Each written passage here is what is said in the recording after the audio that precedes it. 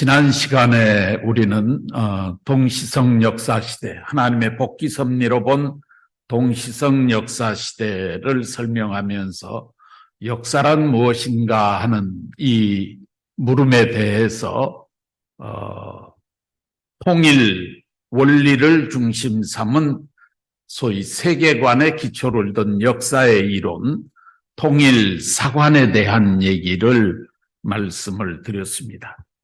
인류 역사 가운데 지금까지 있어 왔던 수많은 사관들이 있었지만 그 사관들이 풀지 못했던 역사의 궁극적인 목적과 방향, 그리고 왜 역사는 그렇게 진행하지 않으면 안 되었던가 하는 이런 부분들에 대한 지금까지 사관을 중심 삼고 풀지 못했던 그런 문제들이 통일 사관을 중심 삼고 명쾌하게 해명되어지고 설명되어질 수 있다고 하는 그 가능성에 대한 얘기를 지난 시간에 말씀을 드렸습니다. 왜 동시성으로 역사가 발전할 수밖에 없었던가? 그것은 역사의 배후에 하나님의 섭리가 작용하고 계시기 때문이다.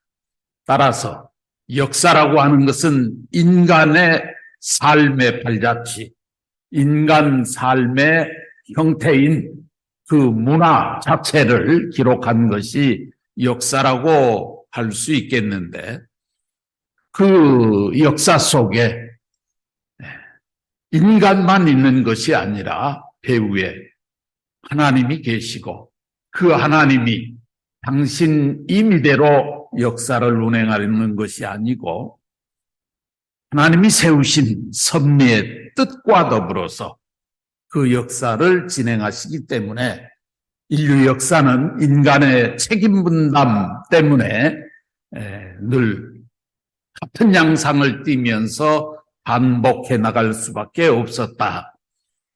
그런 내용들도 지난 시간에 잠깐 말씀을 드렸습니다. 오늘은 섭리사에 있어서 중심사라고 얘기할 수 있는, 다른 얘기로 하면 선민사라고도 얘기할 수 있겠는데, 하나님께서 역사를 이끌어 나가는 하나의 축과 같은 중심사가 있다. 그 축이 어떻게 작용하느냐에 따라서 주변의 모든 것들이 같이 그 축의 움직임에 따라서 돌아가는 것처럼 인류의 역사가 그렇게 흘러가기 때문에 중심사의 흐름을 정확하게 알고 그 다음에 주변사의 역사와 서로 연관성을 공부해 보면 하나님의 역사가 이래서 이런 현상이 나타났구나 하는 것을 우리는 알게 될 것입니다. 오늘 중심사, 선민사의 역사 발전 과정, 이런 제목으로 잠깐 말씀을 전해보려고 합니다. 하나님의 복귀 섭리 역사는 한 인물을 세워서 그 인물을 중심 삼고 가정을 이루고 그 가정적 기대를 확대시켜서 종족, 민족, 국가, 세계로 이렇게 확산시켜 나가는 발전 과정을 거쳐 나가게 되죠. 그렇기 때문에 하나님 중심사라고 하는 것은 하나님이 특별히 선택한 특별한 한 중심 인물로부터의 그 가정, 그리고 그의 종족, 그리고 그를 중심 삼은 민족, 국가, 세계로 역사가 이렇게 확장되는 그런 입장이 될 것이기 때문에 이 중심사를 알기 위해서는 하나님이 특별히 선택한 중심 인물이 누구냐 하는 것을 알아야 되는 것이죠. 그런데 인류의 역사를 통해서 하나님이 특별히 선택한 중심 인물은 아브라함이었습니다. 아브라함을 통해서, 원래 아담이었지만 아담이 책임을 못했기 때문에, 타락해 버렸기 때문에 1600년 만에 노아를 통해서 하려고 했지만 노아도 역시 실패하게 되죠. 그래서 그 다음에 선택된 인물이 아브라함이었어요. 아브라함은 동쪽으로 3대의 과정에 걸쳐서 또 그 부인들을 중심 삼은 3대에 걸쳐서 하나님 앞에 믿음과 책임을 다한 사람이 되었습니다. 우리가 지난번 통일 원리를 통해서 성서를 공부하면서 아브라함을 중심 삼은 복귀 섭리에서 아브라함, 이삭, 야곱 이 3대가 절대 신앙으로 하나님의 뜻을 받들었던 인물이다. 그래서 하나님께서는 아브라함을 복의 기관, 축복의 기관으로 그렇게 설정하셨다 하는 얘기를 들었어요. 아브라함, 이삭, 야곱뿐만 아니라 아브라함의 부인인 사라, 이삭의 부인인 리브가, 그리고 야곱의 부인인 라헬, 이렇게 3대권을 중심 삼고 남편 쪽으로, 남자 쪽으로, 여자 쪽으로 절대 신앙의 기대를 세우면서 가정적 기대를 세웠습니다. 그럼에도 불구하고 아브라함을 중심 삼고 이삭, 야곱 3대로 연결되어지면서 믿음의 기대, 실체 기대를 세웠지만 아브라함이 잘못했던 상징 헌재에 대한 항감 조건으로 너의 후손이 이방의 계기되어 400년 종살이를 할 것이다 하는 그 형벌의 조건이 남아 있었고, 그리고 또 한편으로는 아브라함, 이삭, 야곱이 3대에 걸쳐서 믿음의 기대와 실체 기대, 메시아를 위한 기대를 세웠었기 때문에 메시아가 와야 됨에도 불구하고 그때 메시아가 올 수 없었던 이유는 사탄 세계는 이미 국가권을 형성해 가고 있는데 하늘편에서는 가정적 기대밖에 없었다. 그렇기 때문에 이것을 빨리 민족 국가적 기대로 확산하지 않으면 메시아를 보낼 수 없는 것이죠. 메시아는 개인으로 오기 때문에 그 메시아를 보호해 줄 수 있는 국가적 기대가 없으면 메시아는 사탄 앞에 담소를 받고 죽을 수밖에 없는 것이죠. 그렇기 때문에 그 선민을 형성하기 위해서 하나님께서는 이스라엘의 후손들이 애굽에 들어가서 400년 동안 보역살이를 하면서 거기에서 빨리빨리 후손들을 번성시켜가지고 하나의 민족을 형성해가지고 국가를 이룰 수 있는 그런 토대를 만들어 나오시는 섭리를 하셨다.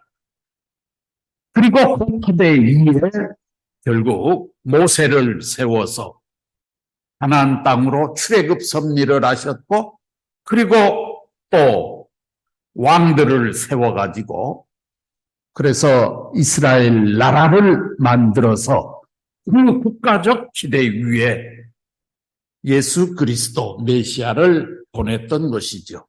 이것이 하나님 복귀 섭리사에 있어서 하나의 선민사가 된 것입니다. 그래서 이스라엘 민족의 역사, 유대 민족의 역사, 이것은 원초적인 하나의 선민사로 역사에 남게 된 것입니다. 하나님의 복귀 섭리 역사에 있어서 지워버릴 수 없는 하나의 최초의 선민의 자격을 갖고 나타난 그 민족이 이스라엘 민족이었던 것입니다. 그래서 오늘 저는 이스라엘 민족의 역사를 중심 삼고 그 이스라엘 민족의 역사가 어떻게 변해 왔느냐 하는 그 과정을 설명해 보려고 합니다.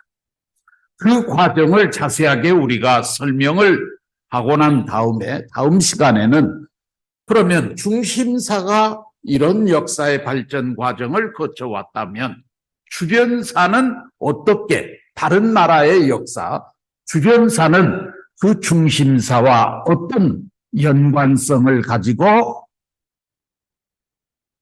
전개되어 나왔는가 하는 이 부분을 또 세계사를 중심 삼고 설명을 해 보려고 하는 것입니다. 우선 하나님의 복귀섭리 역사를 이루시기 위해서 먼저 그 기대를 먼저 세워나가는 그런 섭리 시대가 있었어요. 그 기대를 세우는 그것이 뭐냐 하면 한 중심 인물을 세워서 하나의 가정적 기대 위에서 그 중심 인물을 중심 삼고 믿음의 기대와 실체의 기대, 하나님이 역사에 하나님의 뜻을 이룰 수 있는 그 기대를 만드는 섭리죠.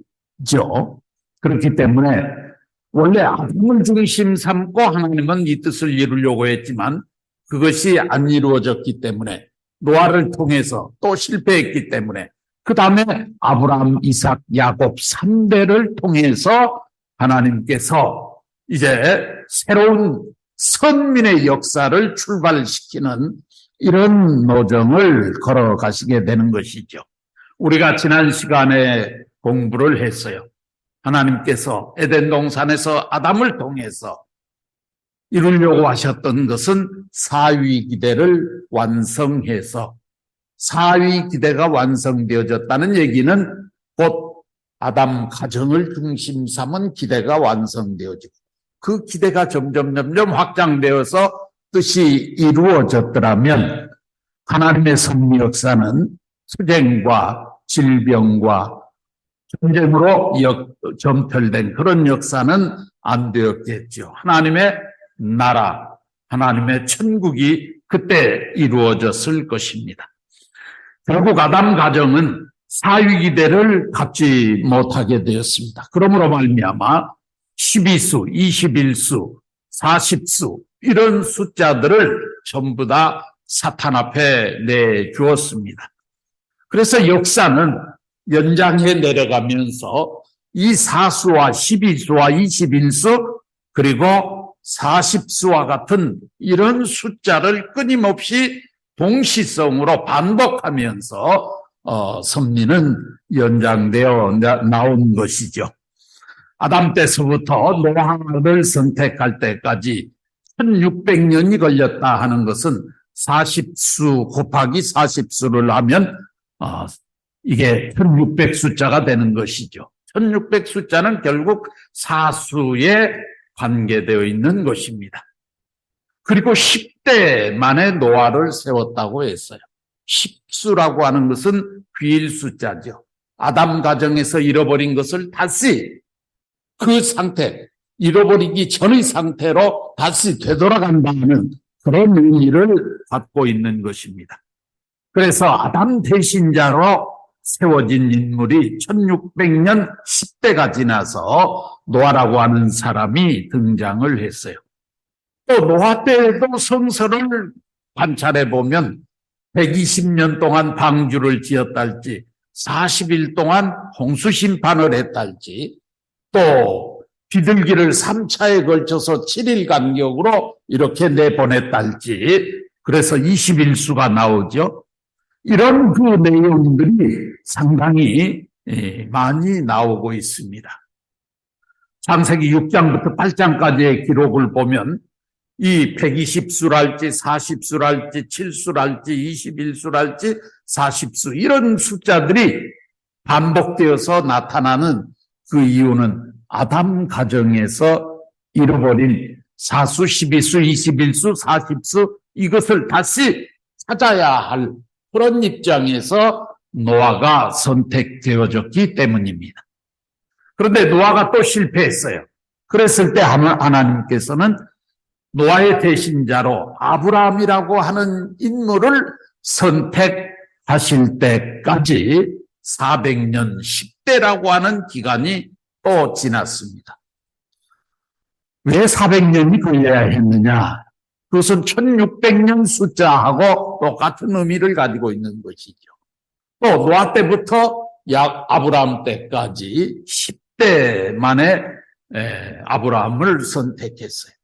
왜 10수라는 숫자, 40수라고 하는 숫자, 이런 숫자가 끊임없이 반복되는가? 그것은 아담 가정에서 잃어버린 내용을 동시성으로 복구해 나가는 그런 하나님의 섭리 역사이기 때문에 그런 것입니다. 아브라함이 자기 당대 3대를 통해 가지고 종적으로 3대 연장해 가면서 이 아브라함, 이삭, 야곱은 뜻적으로 보면 완전히 하나예요. 일체예요. 그렇기 때문에 대수로 보면 3대이지만 실체적으로 뜻적으로 보면 이 셋은 합해져 있는 겁니다. 그래서 아브라함, 이삭, 야곱 3대를 통해 가지고 믿음의 기대, 실체 기대를 믿음의 기대를 세웠기 때문에 이제 야곱을 중심 삼고 이것을 횡적으로 확산시켜 나가야 되는데 그것은 바로 종적으로 흘러왔던 지금까지의 아담 때서부터 아브라함 때까지의 이 2000년간의 역사를 이제는 야곱을 중심 삼고 야곱 일대에서 이것을 횡적으로 확산시켜 나가는 그런 노정을 실태 기대로서 야곱이 거치게 됩니다. 성경을 읽어보면 재미있는 얘기가 나와요. 아브라함이 75살, 75세가 되었을 때 하나님 앞에 소명되어졌어요. 처음으로 선택되어졌어요. 그리고 아브라함이 100살 때 이삭을 낳았어요. 그리고 창세기 36장 35절에 보면 이삭은 60세 때 결혼을 해가지고 쌍둥이 아들 에서와 야곱을 낳았다고 그랬어요. 자, 그러면 야곱이 태어났을 때까지 하나님께서 아브라함을 선택해가지고 야곱이 태어났을 때까지 걸린 기간이 25년 했다가 이삭이 60세가 돼서 결혼을 했으니까 60을 더하면 85세가 되죠. 그런데 이 에서와 야곱 사이에 쌍둥이 형제였는데 성경을 읽어보면 에서는 사냥꾼이었어요. 그리고 몸에 털도 맑고 아주 남성적이에요. 그런데 야곱은 아주 여성처럼 생겨가지고 엄마 치맛자락 붙들고 부엌에나 들락거리는 그런 약한 그런 아이로 성경은 이 두 쌍둥이의 어린 시절을 묘사하고 있죠. 그런데 재미있는 얘기가 어느 날 에서가 사냥을 갔다가 그날은 한 마리도 사냥을 못하고 빈손으로 돌아오는데 집에 돌아오니까 문간에 앉아가지고 야곱이 팥죽을 끓이고 있는 거예요. 그러니까 에서가 배가 고프니까 동생한테 가서 나 팥죽 한 그릇만 다오 했더니 야곱이 형 내가 팥죽을 달라고 하면 주겠는데 나도 조건이 하나 있습니다. 그래 뭐냐 그랬더니 형하고 나하고 이 세상에 태어난 거 쌍둥이로 태어났으니까 불과 몇 초밖에는 차이가 안 난다. 그런데 나는 지금까지 형이라고 깍듯이 예우를 냈고 형은 나를 동생이라고 맨날 반말만 하고 그랬으니까 내가 기분이 좋았겠느냐. 그러니까 팥죽을 내가 주기는 주겠는데 나보고 형이라고 한 번만 불러보라고. 그러니까 에서가 가만히 생각해 보니까 내가 저를 형이라고 한번 부른다고 해가지고 지가 진짜로 형 되는 것도 아닌데 또 동생 얘기를 듣고 보니까 참 그럴듯한 얘기잖아요. 야곱이 왜 야곱이 됐느냐 그러면 발뒤꿈치를 잡고 나왔다. 그래서 야곱이다 이름을 그렇게 지었어요. 그러니까 서로 엄마 뱃속에서 쌍둥이가 빨리 나오려고 서로 다툼을 했어요. 그러는데 형한테 밀렸지요. 에서는 힘이 세니까 밀려가지고 야곱이 할 수 없이 뒤에 따라 나오는데 형을 제치고 어떻게 해서라도 나가려고 그러다가 보니까는 밀리기는 밀렸지만은 빨리 나도 빨리 나가야 되겠다. 그래가지고 그 형의 발 뒤꿈치를 잡고 나왔다는 거예요. 그래서 야곱을 야곱이라고 지었다고 그랬거든요. 성경에 보면. 그러니까 발 뒤꿈치를 잡고 따라 나왔으니까 같이 나온 거죠, 사실은. 그 몇 초 차이밖에 안 된 거예요. 요즘에 쌍둥이들 태어날 때 보면은 뭐 30분 후에 또 뭐 1시간 후에 뭐 어떤 경우는 뭐 3시간 후에 태어나는 동생들이 많지 않아요. 그런데 야곱은 발 뒤꿈치를 잡고 나왔기 때문에 몇 초 차이밖에 안 났던 거죠.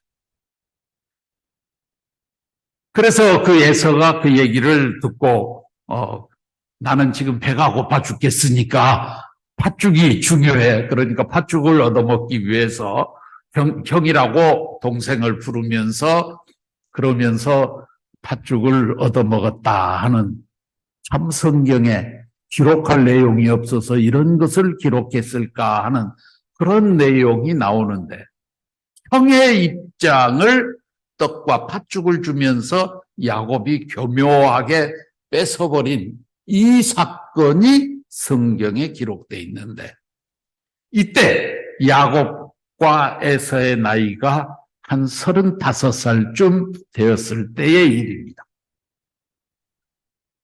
그렇기 때문에 아브라함이 소명되어져서 하나님 앞에 소명된 그 순간부터 이 야곱이 형 에서로부터 형의 권한, 장자권을 탈취하는 것, 이때까지 종합적으로 총 걸린 기간이 약 120년 기간이 있었어요. 그런데 그것은 어디까지나 두 형제간 사이에 형과 동생을 사고 팔았단 말이에요.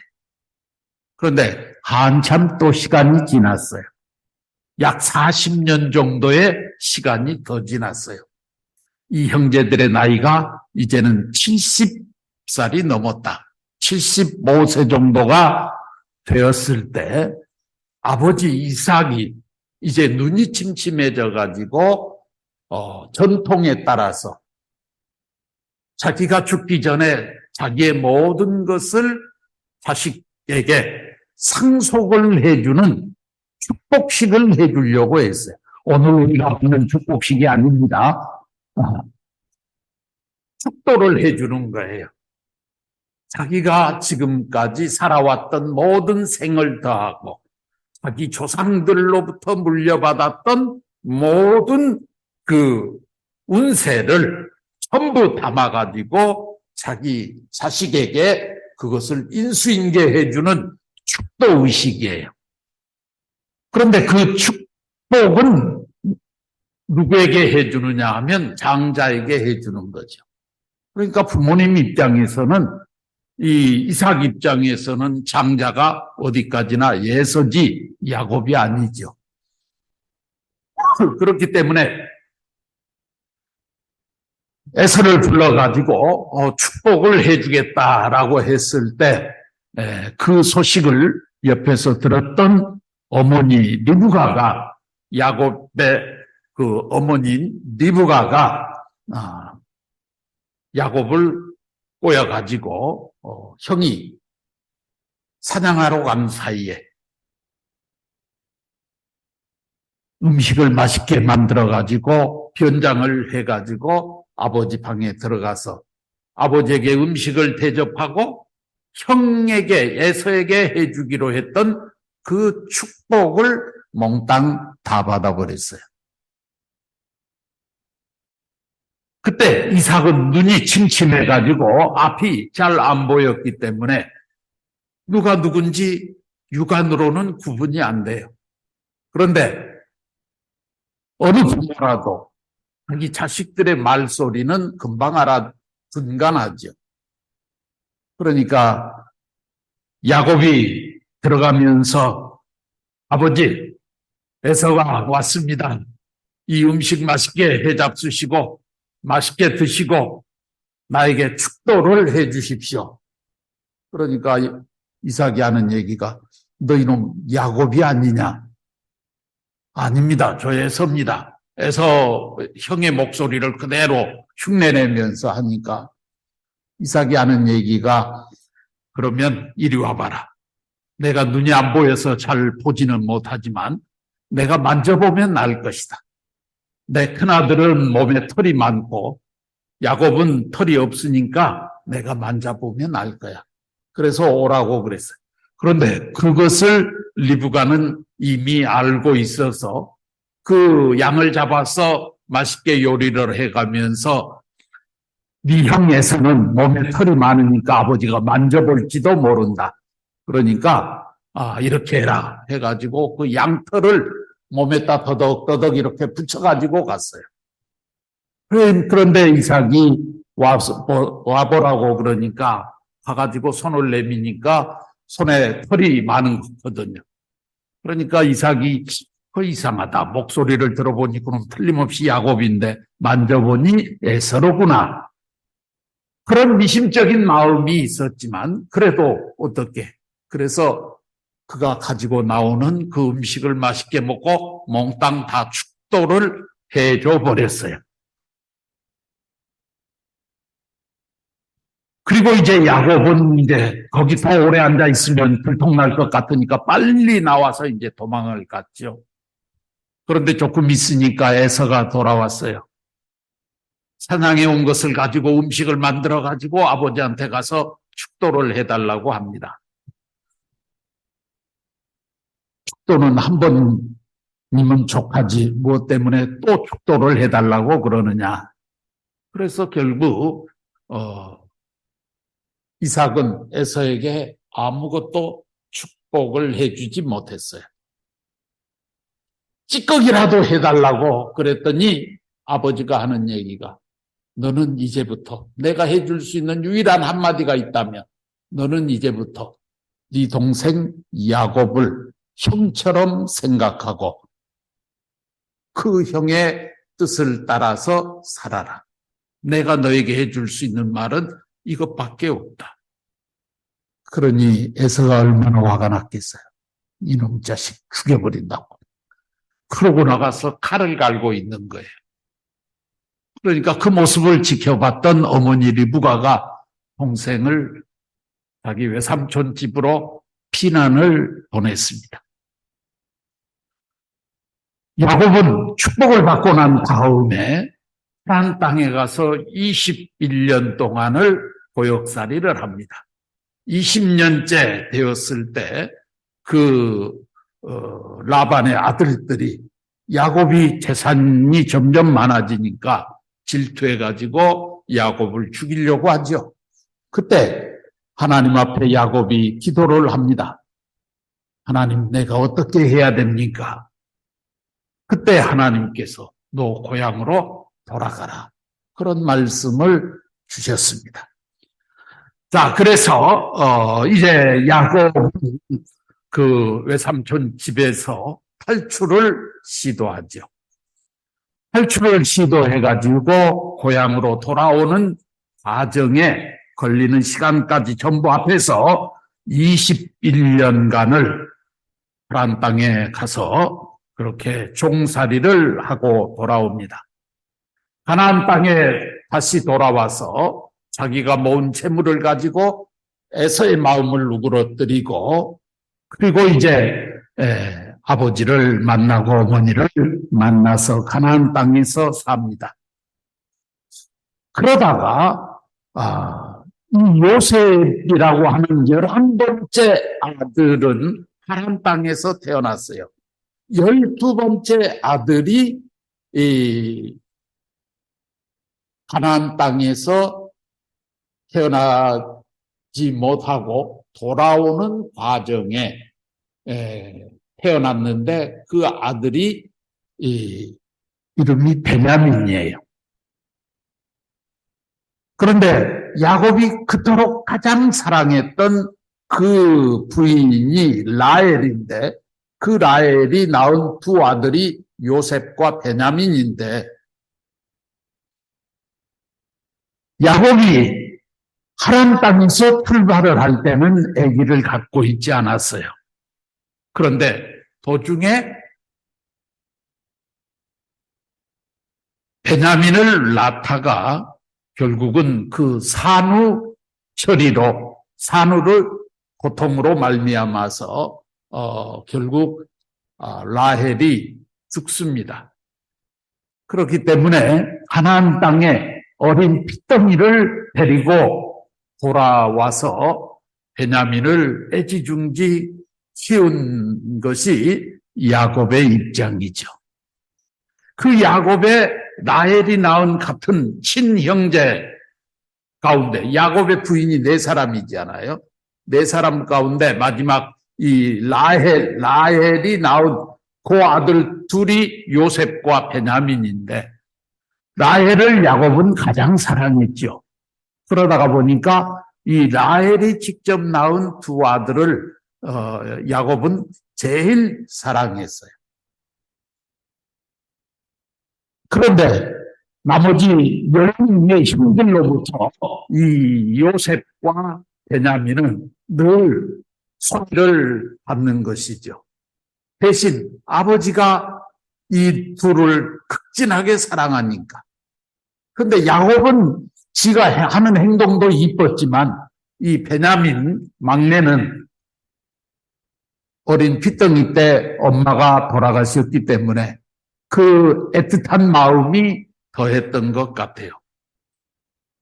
그래서 베냐민과 요셉을 야곱은 가장 사랑했는데 이 야곱이 형들의 미움을 받아가지고 살려나가죠. 그래서 애굽에 갔습니다. 창세기 끝장에를 쭉 읽어보면 애굽에 가서 꿈 해몽을 잘 해줘가지고 총리 대신이 되었어요. 가나안 땅에 살고 있던 이 야곱이 결국 그 죽은 줄만 알았던 요셉을 만나러 애굽에 들어갔습니다.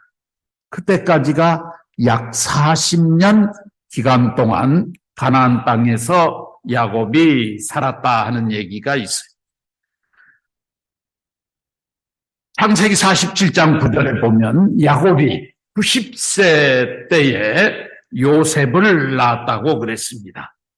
그리고 요셉이 40세가 되었을 때 형제들을 만나게 되었고 이때 야곱의 나이가 130살이었다라고 성경에는 기록이 되어 있어요. 그러니까 아브라함 때서부터 야곱이 실체적으로 행적으로 이렇게 야곱이 횡적으로 하나님의 섭리의 뜻을 받들면서 살아나갔던 이 과정이 장자 기업을 뺐을 때까지 35살에 장자 기업을 뺐고 75세가 되었을 때 축복을 받고 하란 땅으로 갔고 그리고 하란 땅에서 종살이를 하다가 가나안 땅으로 돌아오는 그 과정에 90살 때 요셉을 낳았고 그 요셉이 40살이 되었을 때 요셉을 만나러 애굽 땅으로 들어갔다. 이것은 성서에 나오는 얘기들입니다. 이것이 하나의 승리적 개인과 가정의 역사적 모델이 된 거예요. 이 승리한 인물의 역사를 중심 삼고 횡적으로 점점 가정, 종족, 민족, 국가, 세계로 역사를 그렇게 이끌어 나가시는 것이 하나님의 섭리사인 것입니다. 그렇기 때문에 야곱이 걸었던 아브라함과 이 야곱이 걸었던 그 인생 행로를 이스라엘 민족 역사, 선민사가 그대로 반복해서 가는 거예요. 왜요? 그렇게 걸어가면 사탄을 이길 수 있기 때문에. 선민은 사탄을 이기기 위해서 방패막이로 선택한 백성이 선민이잖아요. 그렇기 때문에 사탄을 굴복시키고 사탄을 이긴 그 개인의 노정을 그대로 반복해서 민족적으로 확대시키면 그것이 바로 선민사인 것이죠. 그렇기 때문에 야곱의 후손들이 민족을 형성해가지고 역사를 전개해 나갈 때는 언제나 이 야곱, 아브라함, 이삭, 야곱이 걸었던 이 3대의 그 행적의 내용을 그대로 반복하면서 따라가야 되는 것입니다. 이스라엘 선민의 역사를 우리가 한번 살펴보면 아브라함이 상징언제 실패해서 하나님이 400년 동안 종살이할 것이다. 그 말씀 따라서 애굽에 들어가서 아브라함의 후손들은 400년간 종살이를 합니다. 그러니까 야곱과 야곱의 12자식과 그 다음에 70가족이 애굽으로 들어갔어요. 요셉이 애굽의 총리 대신을 하고 있었기 때문에 거기에 들어갔습니다. 그러나 이제 요셉이 죽고 그러면서 이들이 애굽 민족으로부터 그런 그 학대를 받아가면서 종살이를 하게 되는 것입니다. 400년이 끝나갈 무렵 하나님께서는 모세라고 하는 인물을 선택해서 이스라엘 민족을 가나안 땅으로 끌고 나오시는 섭리를 하셨어요. 이 내용은 우리가 모세 노정을 통해서 공부했기 때문에 더 이상 설명하지 않겠습니다. 모세는 도중에 실족을 하고 모세 대신자로 누구를 세웠습니까? 여호수아와 갈렙을 세워가지고 이스라엘 민족을 이끌고 가나안 땅에 들어갔어요. 이스라엘 민족들은 이제 가나안 땅을, 가나안 7족을 점령하고 거기에 주인이 되었기 때문에 믿음의 기대와 실체 기대를 세워서 빨리 국가적 토대를 만들어가지고 메시아를 맞이할 수 있는 기대를 세워야 했죠.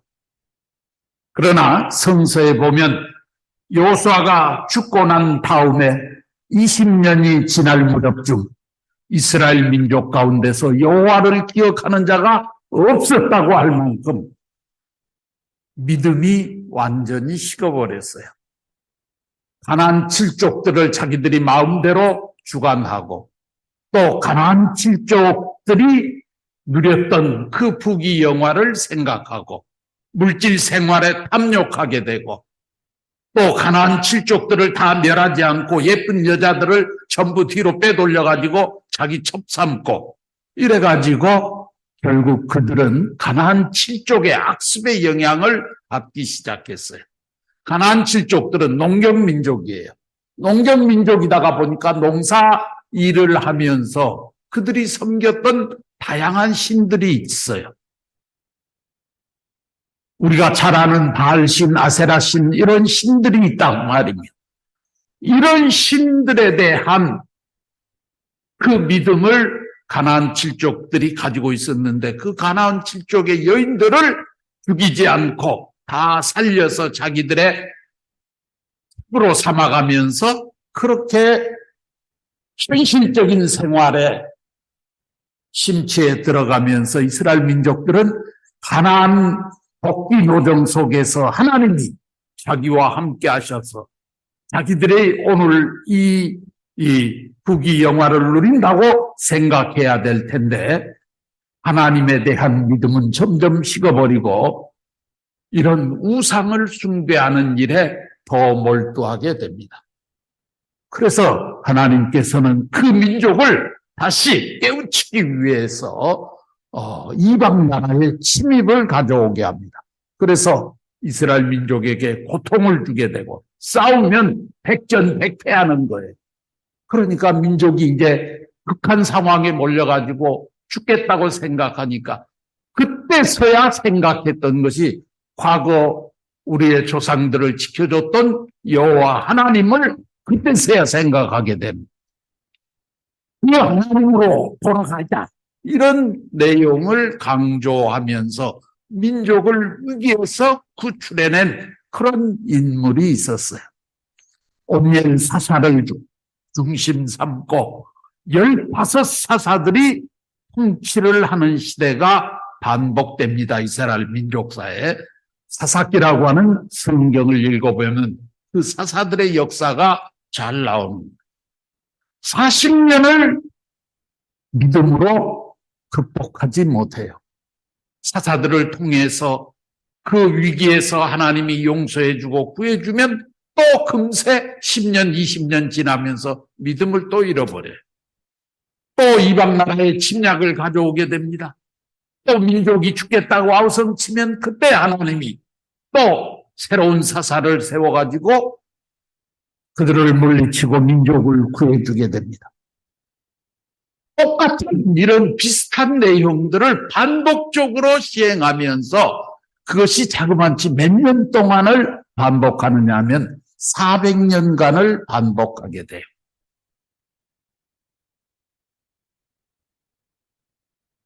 열왕기상 6장 1절에 보면 이런 말이 있어요. 애굽에서 나온 지 480년이 되는 해인데 그 해가 바로 솔로몬이 왕이 된 지 4년째 되는 해다. 이렇게 열왕기상 6장 1절에 기록이 되어 있는데 애굽에서 출애굽을 해가지고 나온 지 480년이 되는 해가 바로 솔로몬 왕 4년이 바로 그 해라는 얘기예요. 그런데 솔로몬 왕이 왕으로 등장하기 전에 앞에 있었던 왕이 있었죠. 그 왕이 누구냐 그러면 다윗 왕이에요. 다윗 왕은 재위 기간이 40년이었어요. 사울 왕이 또 그 앞에 왕이 있었어요. 초대 왕이죠. 그 왕도 재위 기간이 40년이었어요. 그러니까 두 왕의 재위 기간이 80년이에요. 그런데 이스라엘 민족이 애굽에서 출애굽을 해서 가나안 땅으로 돌아온 지 480년이 되는 해. 그 해가 바로 솔로몬 왕 4년이라고 했어요. 그러니까 이스라엘 민족이 가나안 땅에서 애굽에서 나와가지고 가나안 땅에 정착하고 솔로몬이 왕이 될 때까지 480년이 있었잖아요. 이 480년 가운데서 사울 왕 재위기간, 다윗 왕 재위기간 80년을 빼면 400년이잖아요. 이 400년간은 바로 사사시대라고 하는 이스라엘 민족의 역사시대예요.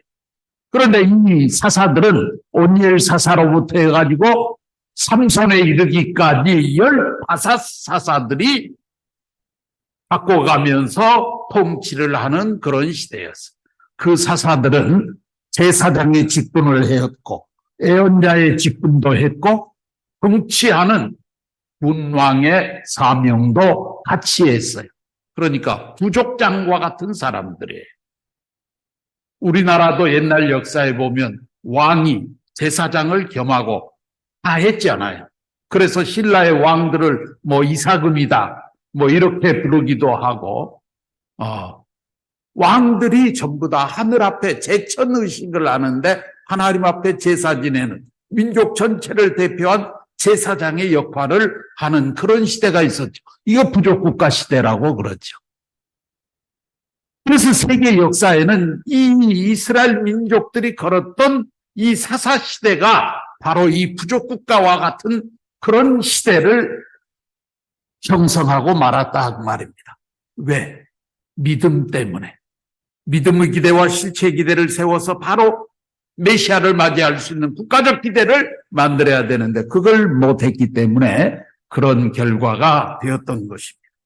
그 사사시대를 400년을 거치고 난 다음에서야 이제 왕이 탄생을 하는 거예요. 처음으로. 그 다음 첫 왕이 사울 왕이었는데 이 사울 왕은 처음에는 하나님 앞에 절대적인 믿음을 가진 그런 왕이었어요. 하나님이 왕으로 선택을 했어요.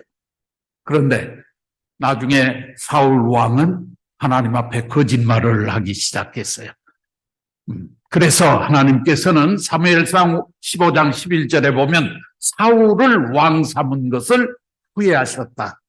그래서 하나님께서는 다윗 왕을 세웠어요. 다윗 왕을 세워가지고 성전을 짓고 믿음의 기대, 실체 기대를 세워서 메시아를 맞이할 수 있는 국가적 토대를 만들라고 다윗 왕을 세웠는데 다윗 왕 역시도 하나님 앞에 범죄를 하게 됩니다.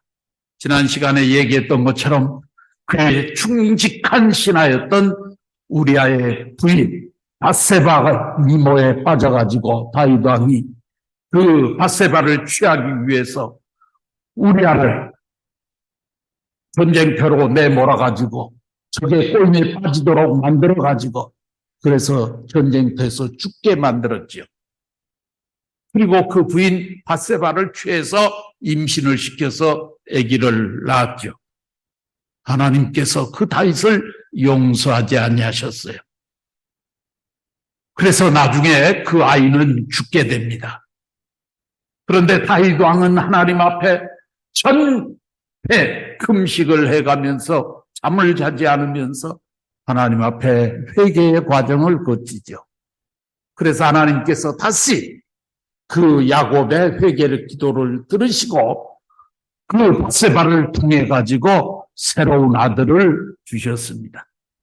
그 밧세바에게서 태어난 새 아들이 솔로몬이에요. 그래서 다윗 왕은 성전을 그토록 간곡하게 자기가 짓고 싶어 했지만 하나님께서 너는 안 된다. 너는 전쟁터에 나가서 수많은 피를 묻혔고 그리고 하늘 앞에 해서는 안 될 불륜의 범죄를 했기 때문에 너는 성전을 지을 자격이 없어. 그래서 너의 아들을 통해서 성전을 짓게 할 것이다 해서 나중에 솔로몬 왕 때 가서야 성전이 지어집니다.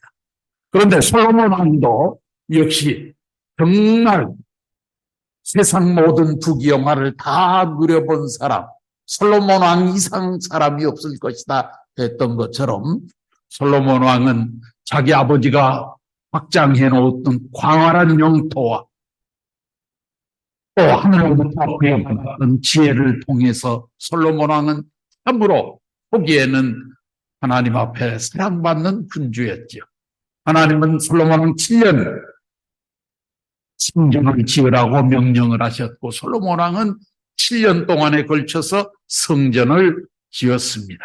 하나님 앞에 영광스럽게 봉헌을 했습니다.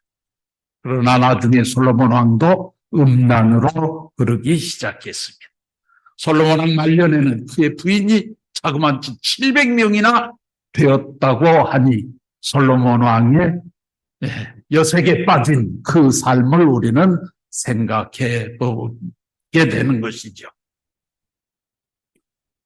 결국 솔로몬 왕이 하나님의 뜻을 받들지 못한 메시아 성전을 만들었으면 성전의 실체로 오신 메시아를 맞이해서 그 메시아 왕국을 만들어서 메시아 앞에 바쳐드려야 되는 그런 사명을 솔로몬 왕이 해야 했던 것이죠. 그런데 솔로몬 왕은 그 사명을 하지 못하고 음란으로 흐르게 됩니다. 결국 솔로몬 왕은 사울, 다윗, 솔로몬 왕 이 3대에 걸쳐서 체위 기간이 40년 세 왕이 그렇게 이 나라를 통치하는 왕국 시대가 있었는데 이 시대를 통일왕국 시대라고 해요. 그런데 이 통일왕국도 솔로몬 왕의 음란으로 말미암아서 이게 양분되어 버립니다. 망명길으로 찾아왔던 여로보암이라고 하는 사람을 중심 삼고 북쪽 이스라엘 민족은 12지파가 있었는데 10개 지파를 중심 삼고 북쪽 이스라엘이 만들어졌고 그 다음에 솔로몬 왕의 10개 아들인 르호보암을 중심 삼고 2개의 지파가 합해가지고 남조 유대를 만들었습니다. 그래서 나라가 둘로 갈라졌어요. 둘로 갈라져가지고 서로 갈등하면서 지내온 기간이 약 400년간이 민족사에 나타난 이것을 남북조 분립시대다라고 얘기를 하는 것입니다. 여로보암에 의해서 세워졌던 북조 이스라엘은 260년 동안 국가가 지속되다가 망했어요. 19왕이 교체되었어요. 그런데 그 19왕 가운데 선하다고 하나님 앞에 인정받는 왕은 한 사람도 없었습니다. 19왕이 교체되는 그 과정에 왕권이 정변에 의해서 자동적인 어떤 그 계승에 의한 것이 아니라 난리를 일으켜가지고 정변에 의해서 왕권이 바뀐 것이 무려 9차례나 나타나게 됩니다. 하나님께서는 이 북쪽 이스라엘을 회개시키기 위해서 많은 선지자들을 보내서 우리가 잘 아는 소위 4대 선지자, 12손 선지자와 같은 이런 선지자들을 북쪽 이스라엘에 많이 보내서 우리가 잘 아는 엘리야, 엘리사 이런 사람들도 다 북쪽 이스라엘에 파송되었던 선지자들이었죠. 그런데도 북쪽 이스라엘은 끝까지 하나님의 말씀을 듣지 않았어요. 결국 260년 만에 아시리아라고 하는 나라 앞에 이 북쪽 이스라엘은 완전히 패망해버립니다. 그리고 선민사에서 그 자취를 감춰버리게 됩니다. 혈통적으로 완전히 잘못되어지게 됩니다. 예수님 시대에 와서 사마리아 땅이랄지 예수님께서 이방 이스라엘 유대 민족들이 이방 민족이라고 하면서 같이 밥도 안 먹고 같이 앉지도 않았던 이방인이 어디냐 그러면 이 북쪽 이스라엘에 옛날로 올라가면 똑같은 민족이었어요.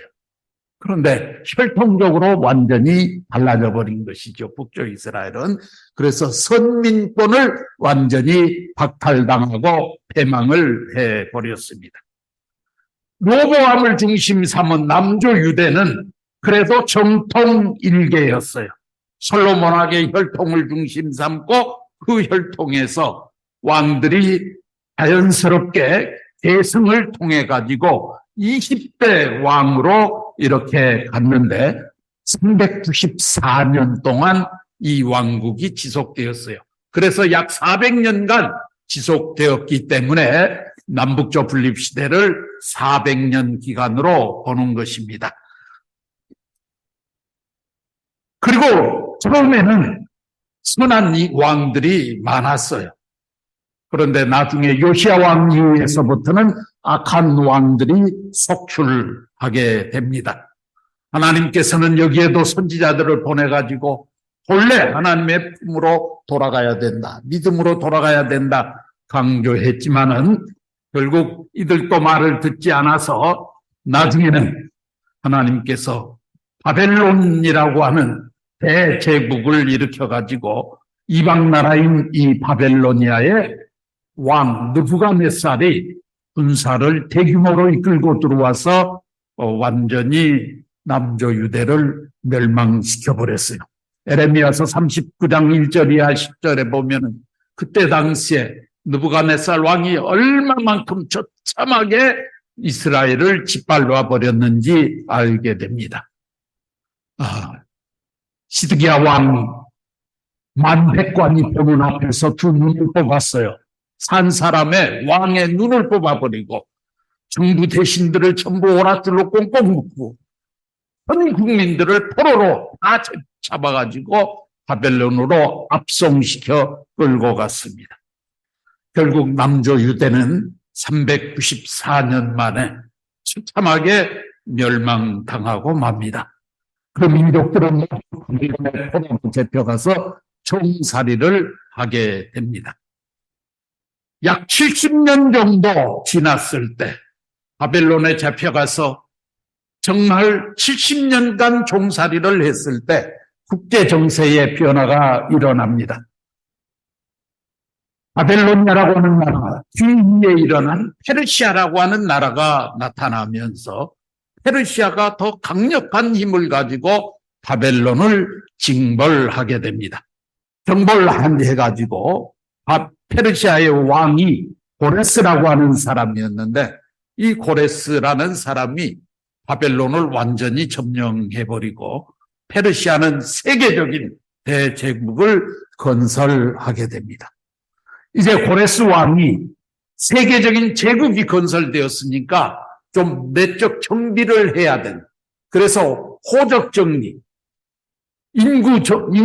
인구조사를 해가면서 호적 정리를 하다가 보니까 뿌리가 불분명한 다수의 사람들이 같은 민족 가운데 섞여 살고 있는 걸 알게 됐어요.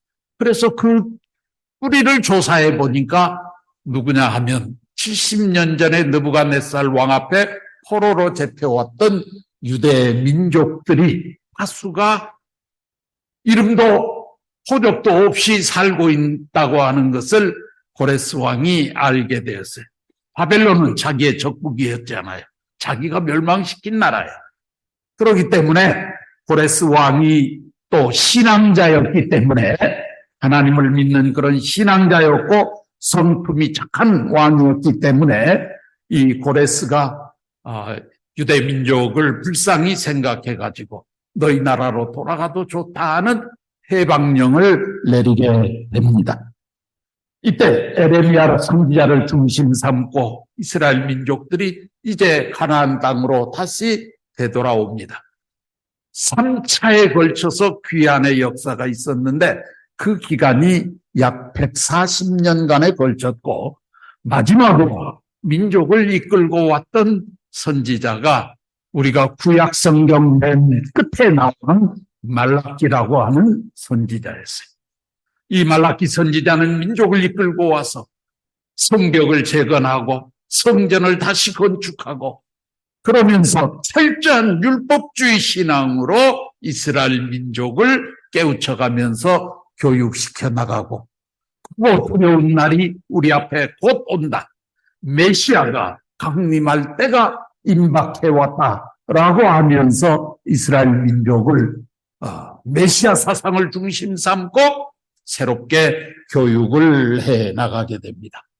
이스라엘 민족사에 있어서 남북조 분립 시대가 400년이 지나고 70년 동안 바벨론의 포로로 잡혀갔다가 자기 나라로 다시 되돌아오는 140년 합해서 210년 동안의 기간이 있었습니다. 이것을 이스라엘 민족사에서는 포로 및 귀환 시대다라고 얘기를 하는 것입니다.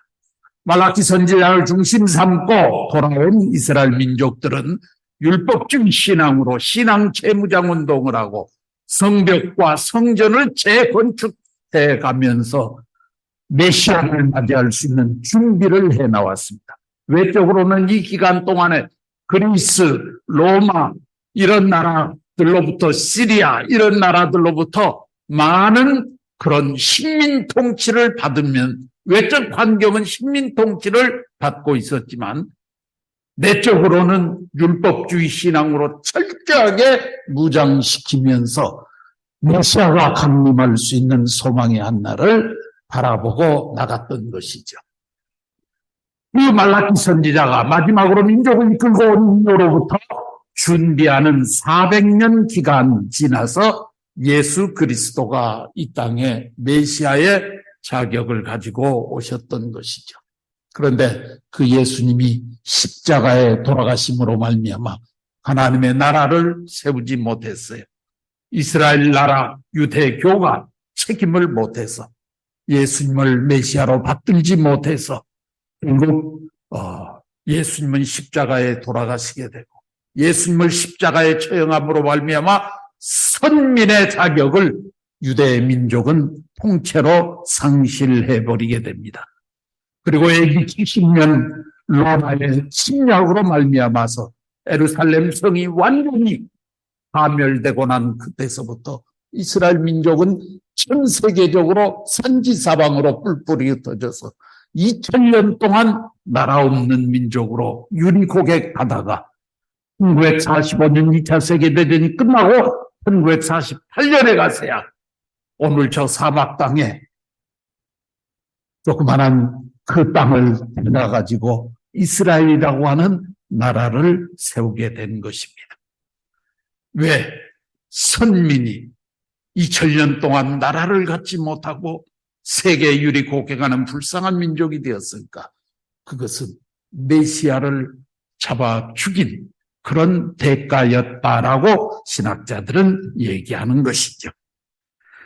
예수님이 십자가에 돌아가심으로 말미암아 지금까지 이스라엘 선민사를 중심 삼고 하나님이 준비해 나와서 메시아를 보냈는데 그 모든 전체 역사를 다 잃어버린 거죠.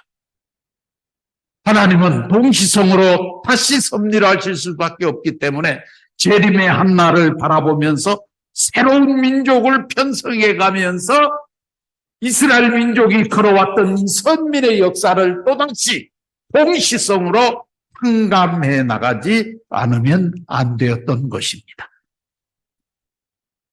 그것이 바로 예수님이 돌아가시고 난 이후에 예수님의 제자들을 중심 삼고 새로운 기독교권을 형성해 가지고 기독교인들이 로마에 들어가 가지고 400년 동안 혹독한 박해를 받게 되는 것입니다. 이 로마에 들어가서 박해를 받았던 이것은 이스라엘 민족들이 앞에서 애굽에 들어가서 400년간 박해를 받았던 이 잃어버린 역사를 다시 동시성으로 탕감복귀 하기 위해서 나타난 역사였던 것이죠.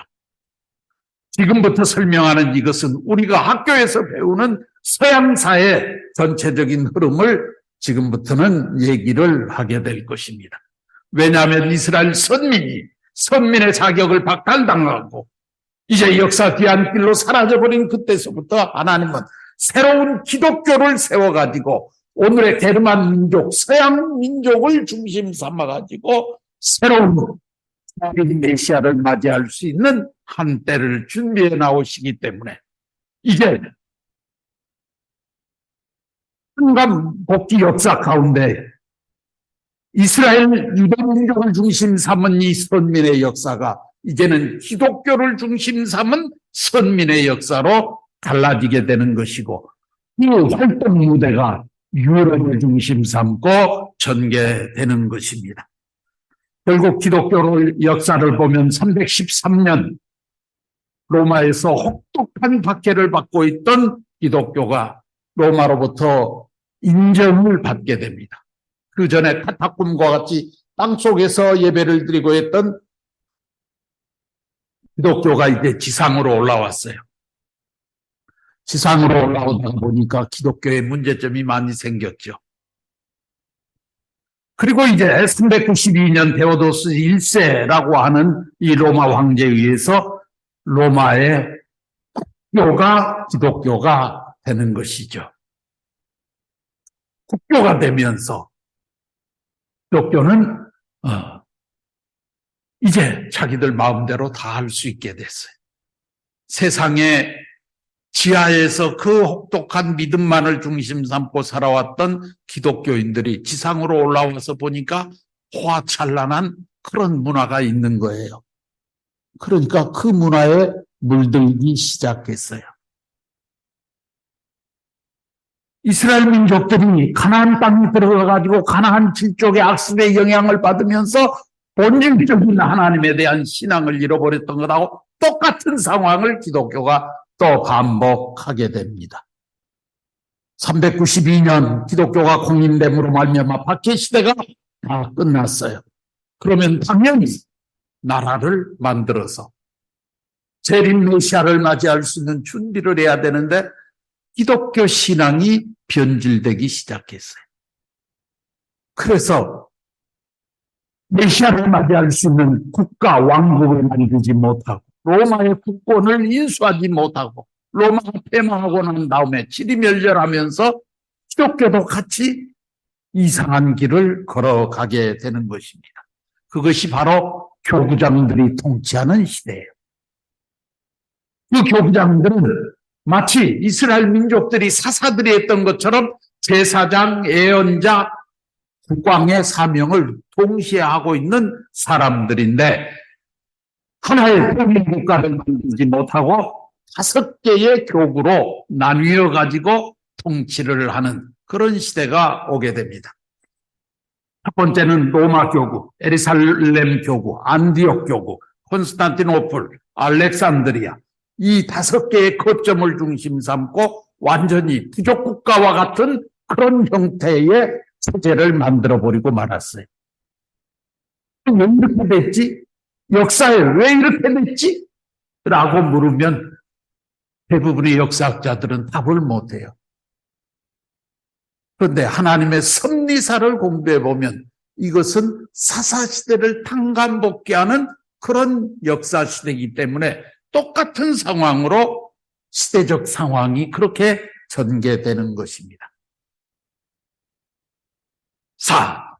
400년 후에 어거스틴이라고 하는 사람이 등장을 해서 기독교의 교리를 만들어주고 이런 얘기를 하면서 기독교가 하나의 새로운 종교로서의 체제를 갖추어 나왔어요.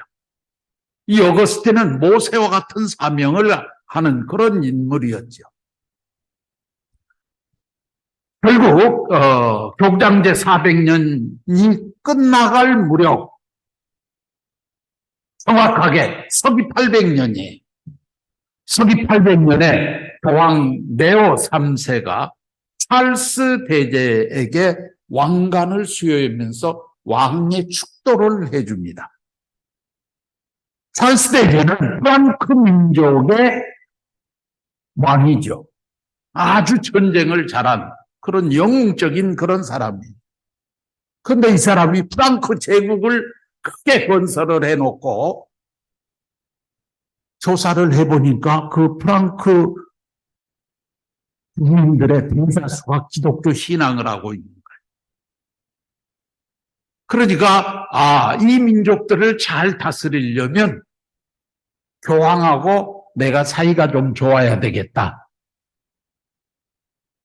그래서 이 프랑크 왕국의 그 수장이었던 독일 말로는 칼대제라고 하고 영어로는 찰스 대제라고 하는데 이 대제가 교황한테 잘 보이고 싶은데 교황의 고민이 뭔가 하고 봤더니 그때 당시에 고민이 하나 있었어요. 그 고민이 뭐였느냐 그러면 교황청이 있는 로마에서 유럽으로 이렇게 올라가는 그 길에 소위 게르만 민족이라고 하는 민족 가운데 아주 산업기로 유명한 롬바르트족이라고 하는 그 족이 그 길을 막고 있는 거예요.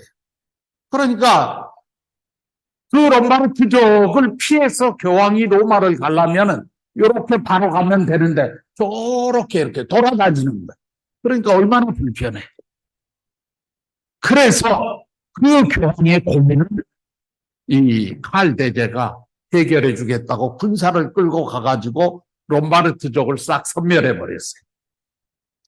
그러고 나니까 그리고 그 땅을 뺏어가지고 통째로 뺏어가지고 교황한테 가가지고 레오 3세 앞에 이건 제가 교황님께 드리는 선물입니다. 그러고 그걸 바쳐버렸어요. 지금도 여러분들이 지도를 펴놓고 나면 로마 교황령 해가지고 그쪽에 이렇게 교황이 직접 다스리는 영토가 있어요. 지도에. 그 교황령이라고 되어 있는 그 땅이 바로 롬바르트족이 지배하고 있던 그 지역인데 그걸 찰스 대제가 뺏어가지고 레오 3세에게 선물로 줬다 그 말이에요. 그러니까 레오 3세가 그 국왕으로부터 선물을 받았는데 자기도 뭔가 보답을 해야 될 거 아니에요. 그래서 이루어진 일이 왕을 불러놓고 하나님의 이름으로 당신은 지금부터 대황제가 되십시오 하고 축도를 해줘버리고 사울 왕을 축도한 것처럼 그런 똑같은 상황이 발생했어요. 참 역사라는 것은 아이러니컬하면서도 신기하죠. 딱 서기 800년이에요. 400년이 지나서 서기 800년에 있었던 사건인데 사울 왕이 등장했던 것처럼 찰스 대제가 등장을 했어요. 하나님의 이름으로 축도를 받고.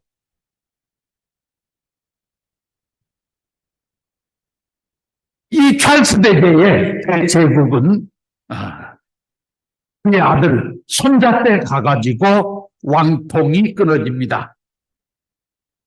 919년 헨리 1세가 왕통이 끊어져 가지고 이제 선거에 의해서 독일 황제로 등장할 때까지 약 120년간에 걸쳐서 진행되는 거예요. 이것을 기독 왕국 시대다라고 얘기를 하는 거예요. 왜냐하면 찰스라고 하는 사람은 기독교의 이념에 따라서, 어거스틴의 신국론 이념에 따라서 하나님의 나라를 내가 만들겠다, 이렇게 등장한 인물입니다. 그러니까 기독 사상에 입각해서 나라가 세워진 나라, 오늘의 독일이죠.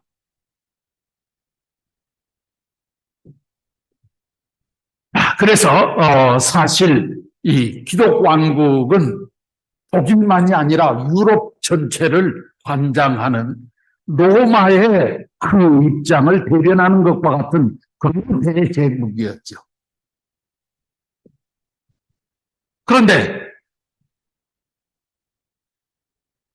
헨리 1세가 선거에 의해서 919년에 독일의 황제로 등장한 그때서부터 그 다음부터 이상한 기류가 형성되기 시작했어요. 그게 뭐냐 하면 교황권과 국왕권이 갈등을 빚기 시작한 거예요. 우리가 유럽 중세사를 공부하면 이 갈등의 역사가 얼마나 골이 깊은지 몰라요. 시대마다 얼마나 다양한 양상으로 전개되는지 몰라요. 우리가 잘 아는 이노센트 3세와 헨리 4세를 중심 삼고 우리가 역사에서 공부하는 카노사의 굴욕 사건이라고 하는 것이 나오지 않아요. 독일의 황제 이노센트 3세, 교황 이노센트 3세하고 독일의 헨리 4세가 정면으로 충돌을 했죠.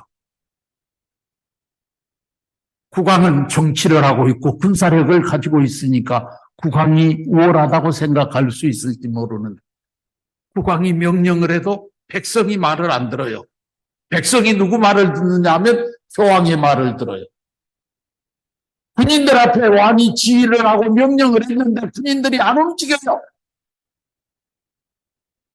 교황이 명령을 하면 국왕의 군대가 움직이는 거예요. 그때 헨리 4세는 교황의 벽을 넘지 못하고 교황을 만나러 갑니다. 교황청이 있는 카노사 궁전 앞에 꿇어 엎드려 가지고 3일 동안 석고 대제를 했습니다. 그리고 이노센트 3세의 용서를 받고 돌아옵니다. 그러니까 교황권과 국왕권이 역사상에 정면 충돌해 가지고 누가 이겼느냐? 교황권이 이겼어요. 그렇다고 해서 그것이 끝났겠습니까? 역대의 독일의 황제들은 끊임없이 언젠가는 내가 교황권을 넘어설 것이다 하는 그런 입장에서 서로 갈등을 하게 됩니다. 나중에 보니파큐스 8세하고 필립 4세하고 또 충돌이 생겼죠. 그런데 이번에는 왕권이 교황권을 넘어섰어요. 그래서 그 교황을 완전히 감금시켜버리는 그런 그 역사를 우리는 공부하게 됩니다. 끊임없이 교황권과 국왕권이 갈등을 연출해 가면서 역사가 흘러가다가 보니까 이 기독왕국을 중심 삼은 이 왕국이 하나로 가지 못하고 결국은 둘로 갈라져 버리게 됩니다. 하나는 서프랑크, 오늘의 프랑스 지역을 중심 삼은 지역이죠. 그리고 동프랑크, 독일을 중심 삼은 지역, 이렇게 해가지고 두 개로 나라가 갈라져 버리게 됩니다. 특히나 1096년에 나타났던 십자군 전쟁을 통해 가지고 교황권은 점점 땅에 추락하게 됩니다. 8차례에 걸쳐서 200년 기간에 걸쳐서 8번이나 예루살렘 성지를 회복하기 위해서 연합군대로서의 십자군을 편성해서 갔는데 한 번만 성공했지 나머지는 다 실패했죠. 그런데 말미암아서 교황의 위신은 땅에 떨어졌지만 역사는 그래도 발전하는 것입니다. 결국 동양 문명과 서양 문명이 교류할 수 있는 그런 하나의 루트가 만들어지고 그런 기운이 싹트게 된 것이죠. 그런 기대 위에서 나중에 이제 수백 년이 지난 다음에 하나의 결실로 나타난 것이 르네상스 운동이나 그리고 종교개혁 운동 같은 것들이 일어날 수 있는 그 토대를 처음에 만든 것이 십자군 전쟁이에요. 그래서 십자군 전쟁은 우리가 중세사, 유럽의 역사를 공부할 때, 세계사를 공부할 때 빼놓을 수 없는 아주 중요한 의미를 가진 전쟁이었습니다. 십자군 전쟁은 교황권의 신이 완전히 땅에 추락하는 그런 하나의 징조가 되었던 것이죠. 결국 이 교황권이 점점 그렇게 된 것은 무엇이냐면 세속적인 문화에 물들어가고 절대 신앙으로 메시아를 맞이할 수 있는 그 기대를 만들어야 되는데 그 기대를 만들지 못하고 점점 인간적인 욕망, 세속적인 욕망, 교황이면서 국왕의 행세를 대신해가고 세속적인 권력에 욕심을 두고 이런 것들이 점점 문제가 되다가 보니까 중세 후반기로 가면 갈수록 점점 더 교황들의 그 사치와 향락 문화, 더군다나 교황들이 수녀들과 놀아나는 그런 민의 문화, 이런 것들이 말할 수 없는 그런 지경으로 발전하게 된 것이죠. 어떤 사람은 유치원, 다가소의 문화가 어디서 생겼느냐 하면 기독교에서 나왔다는. 무슨 얘기냐? 교황들하고 수녀들 사이에서 불륜해가지고 거기에서 태어난 그 애들을 어디다 처치 곤란해가지고 한쪽으로 전부 몰아가지고 거기에서 교회 안에서 이렇게 양육했다는 거예요. 그것을 뒷받침해주는 그런 그 역사적인 사실도 있어요.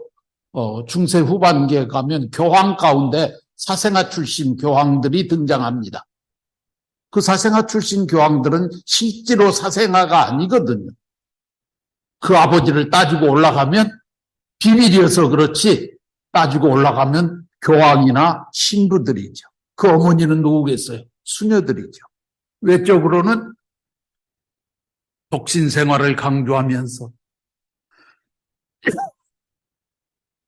자기들끼리 음란해가지고 흥분해가지고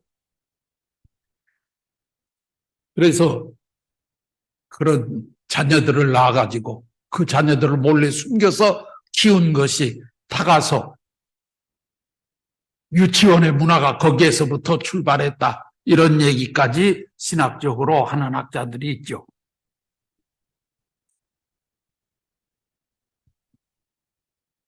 교황권이 이렇게 점점 추락해 나가고 있을 때 1309년이 되면 서기 1309년이 되면 클레멘스 5세라는 교황이 로마에 있던 교황청을 보따리를 싸가지고 남쪽 저 프랑스가 있는 아비뇽이라고 하는 데로 이사를 가게 되죠. 그런데 그 이사를 가고 난 다음부터 아비뇽에 있는 그 교황들은 프랑스 왕의 꼭두각시로 전락해버리는, 왕들이 이제는 교황을 즉위시키고 폐위시키는 것을 왕들이 하나님의 뜻에 의해서 결정하는 것이 아니라 왕의 권위에 의해 가지고 교황을 갈아치우는 이런 웃지 못할 현상이 등장을 하게 됩니다.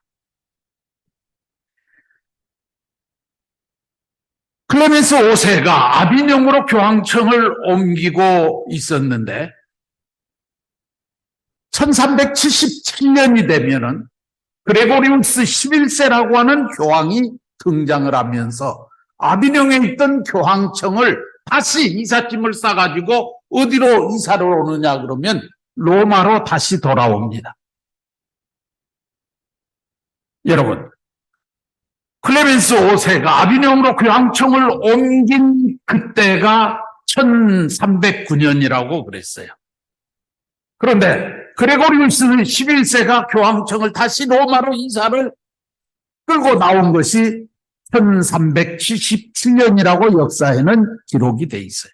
그러면 1309년에서 1377년까지 140년 기간이 있다는 것을 알게 되죠.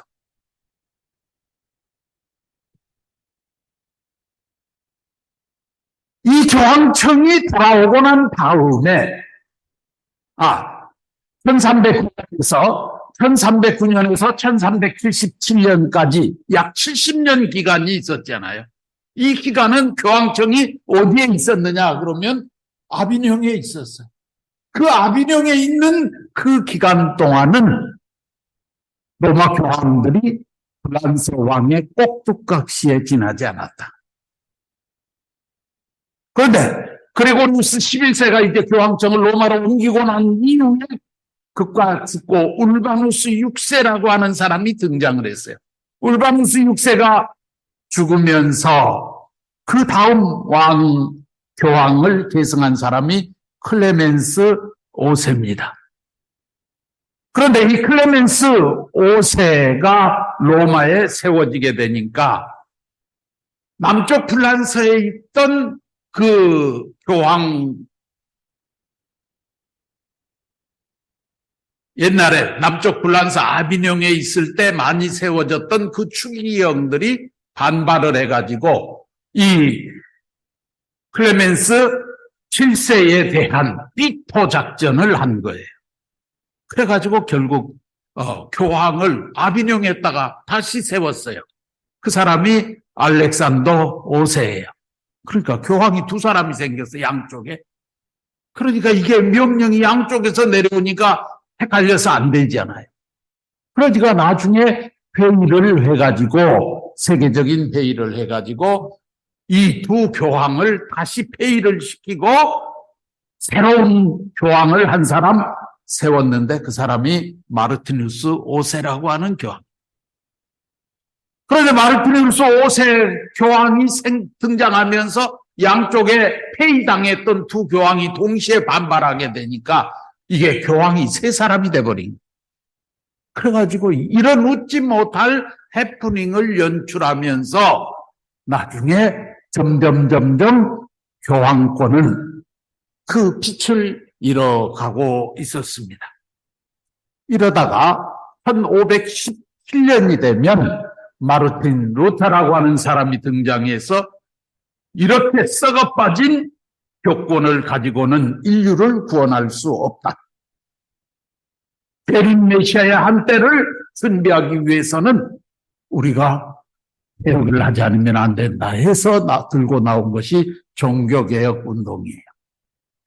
그러면 그레고리우스 11세가 1377년에 로마의 교황청, 아비뇽에 있던 교황청을 로마로 옮긴 그때서부터 루터가 등장해서 종교개혁을 할 때까지 1517년까지를 계산하면 약 140년 기간이 있는 거예요. 그러니까 아비뇽에 70년간 교황청이 다 있었고 로마로 돌아와가지고 종교개혁이 일어날 때까지 이 140년 기간 동안 이걸 합하면 210년간이죠. 이 기간을 일컬어서 교황 포로 및 유수시대다라고 역사에서는 얘기를 하는 것입니다. 결국 루터가 종교개혁을 단행한 그때서부터 이제 메시아 최강림, 재림 주님을 이 땅에 맞이할 수 있는 그 준비를 해 나오는 과정이 400년 걸렸다 이렇게 볼 수 있겠죠.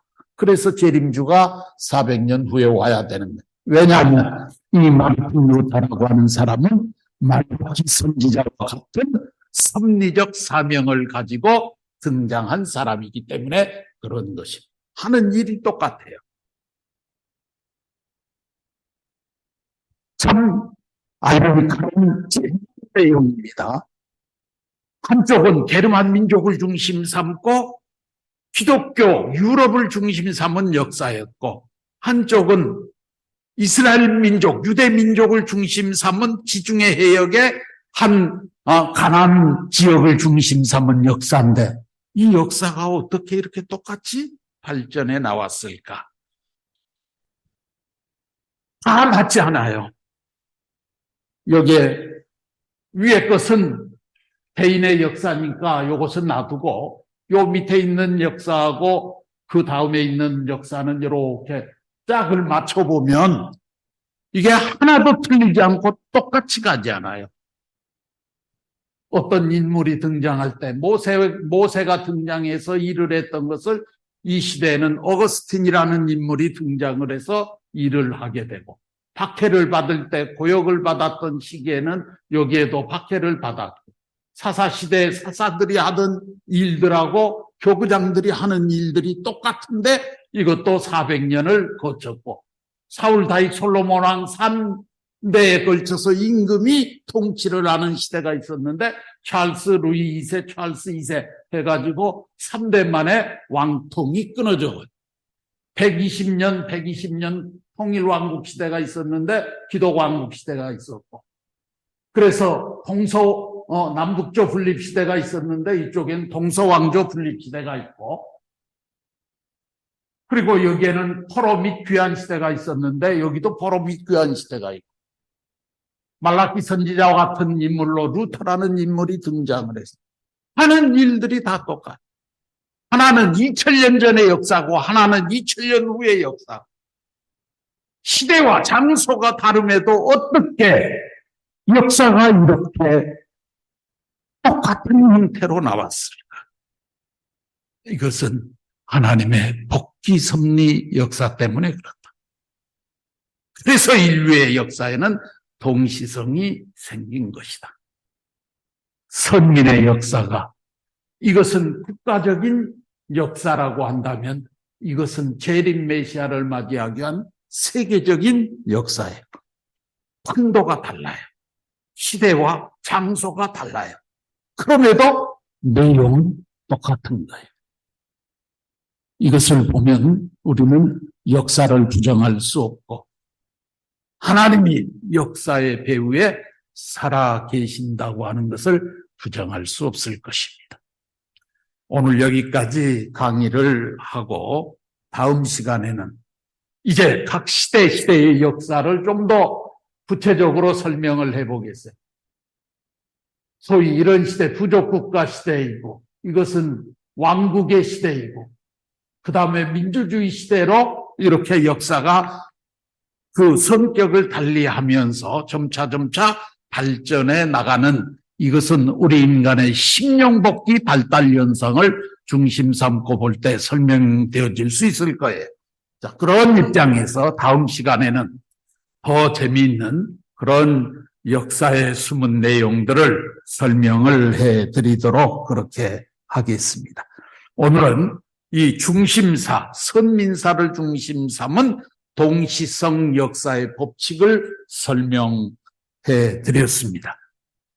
선민사가 이렇게 발전했다면 주변사는 이 선민사의 흐름에 따라서 같이 움직여지는데, 주변사는 어떤 형태를 띠면서 발전해 나왔는가 하는 것들을 이렇게 설명을 해 보도록 하겠습니다. 정말 재미있는 내용이에요. 맨 위에 있는 것은 이건 성서 창세기에 나오는 얘기예요. 그러니 이 창세기의 내용이 역사의 모든 내용들을 포괄하고 있는데, 오늘 기독교인들은 성서를 읽으면서도 이 역사 속에 하나님의 숨결이 이렇게 엄연하게 살아 있음에도 불구하고 그 내용을 전혀 모르지 않아요. 역사와 성서가 어떻게 관계성을 갖고 있는가 하는 것도 모르지 않아요. 그렇기 때문에 이 원리 말씀은 기독교인들에게 복음이 아닐 수 없는 거예요. 기독교인들이 이 원리를 모르면 아무것도 모르는 거예요. 그렇기 때문에 참 어머님께서 오늘 기독교인들은 예수님이 누군지도 모른다. 하나님이 무엇인지도, 역사가 어디로 가는지도 아무것도 모른다는 거야.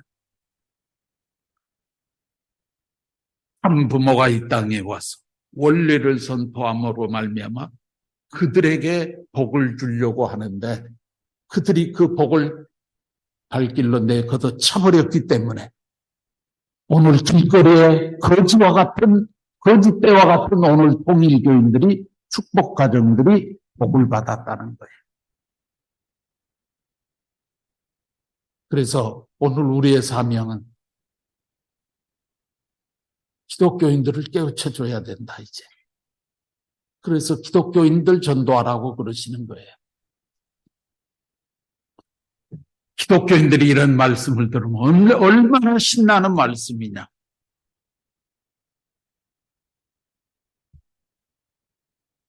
성서와 살아있는 오늘 우리가 학교에서 배우는 역사가 완전히 일치해가고 있잖아요. 기독교인들이 이 이상 세상 앞에 자랑할 만한 내용이 뭐가 있겠어요? 복음 중에 복음인 것이죠. 복음은 기독교인들에게 복음이에요. 또 그 다음 시간 연이어서 세계 역사에 대한 문제를 가지고 우리 식구님들과 얘기를 나누도록 그렇게 하겠습니다.